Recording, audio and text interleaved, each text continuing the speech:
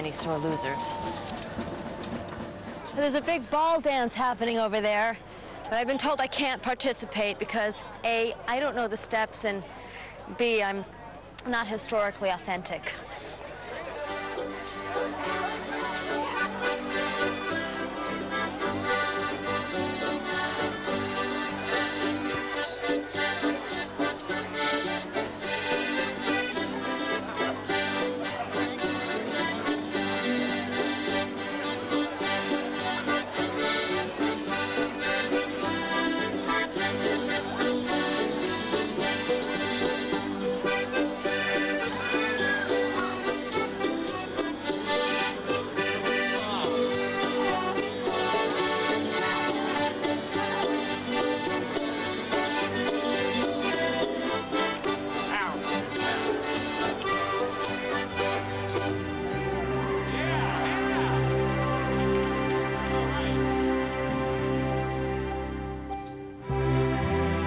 People come to Washington, D.C. just to go to the museums, which makes sense because no matter what your interest, whether it's space rockets or African sculpture, the presidents or dinosaurs, you will find a museum in this town to suit you.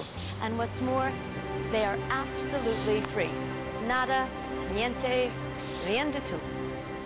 They say it takes about 3 days just to see the museums in Washington, D.C., so since my time's limited, I've chosen just a few, and I'm starting with this one, the National Museum of American History. This is Mark Pachter. He's a historian with the Smithsonian Institution. And I want to ask you, it seems to me that the Smithsonian museums are just as important a place to visit in D.C. as Capitol Hill or the White House. We like to think more important, but really it's all the same job because the whole of Washington was created as a kind of stage set for democracy. And the Smithsonian was going to be that place where we really contemplated the meaning of American identity. And the thing about America is we're always inventing and reinventing ourselves. The city's invented. So the Smithsonian is that place that we sort of pause and say, what does it mean? I call it a cathedral of national identity. And that's the Declaration of Independence? It is, but it's really a copy of it. What's beneath it is the important object in this case, and that's the actual writing desk that Thomas Jefferson used to do the Declaration of Independence. Really? And, you know, when you look at it, you know, if this were a museum of carpentry, we probably wouldn't have it in there. It's certainly not a great work of art, but the incredible thing about it, and if you reproduced it atom by atom, it still wouldn't be the same thing. That's a witness to history. The fact that it was there when the founding document was created makes it holy to us. What's that? That's the hat that Lincoln was wearing when he was assassinated. No way. Yeah. Really? Way. Yeah. Way. Way. It's important to us because if we have one president that we really think of as a martyr, it's Lincoln. Of course, we lost a few others to assassins, but this was the first. Yeah. Also, he was the first president to be assassinated. Yes, yes. Also, the incredible thing about it is that we forget today, America's a very powerful nation. And we forget how fragile the whole society was. The whole idea of the Civil War was basically about, were we going to make it? I mean, this idea of union was considered ridiculous. Europe is trying to figure out union today. And the tensions that led to the war, that led to the follow-up, that led to his assassination, are all summed up in this tragic, poignant hat. I feel like weeping. I love The Wizard of Oz. Well, that's the right response. We hope you weep. We hope, first of all, you come here to see it, and then weep if you will. The incredible thing about this may be among the most popular items in the whole museum. And when you think about it, you know, you almost have to get philosophical. What is real? Because people come to see the real ruby slippers, and those were the ones at Judy Garland's feet, no question, particularly when she was dancing. On the other hand, what's real? I mean, it's the film that's real, and this is kind of a reflection of that. But people want to see it. I guess it's very important to touch it. And if you weep, and this is, again, across generations, because that means that The Wizard of Oz moved you, created way before you were born. So in a funny way, you get, even in popular culture, you get history, layers, generations. You learn about history in all sorts of ways. There's no place like the National Air and Space Museum. There's no place like the National Air and Space Museum. There's no place like the National Air and Space Museum. It worked.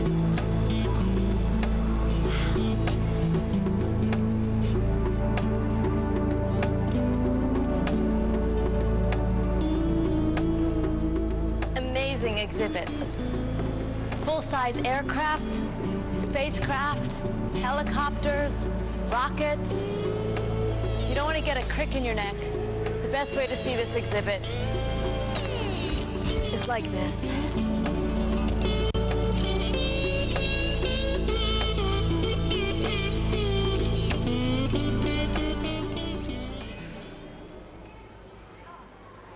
This is the actual Apollo 11 spacecraft, which carried Michael Collins, Buzz Aldrin, and Neil Armstrong on the historic mission to the moon and back in July of 1969.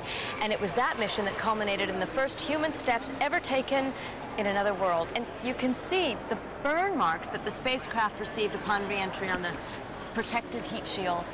It's amazing. I mean, this is the Apollo 11. I can almost touch the spirit of St. Louis. That is Charles Lindbergh's plane, the actual plane that he flew. He made the first nonstop solo transatlantic flight in 1927. It took nearly 34 hours.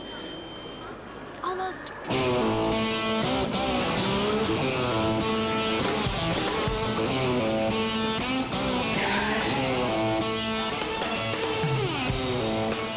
Casting a vote is fundamental to democracy.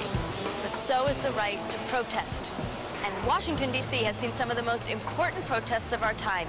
Demonstrations for civil rights and demonstrations against the Vietnam War and against the war in Iraq. And these protesters are bearing testimony to the freedoms guaranteed every American by the American Constitution. Freedom of speech and the freedom to assemble.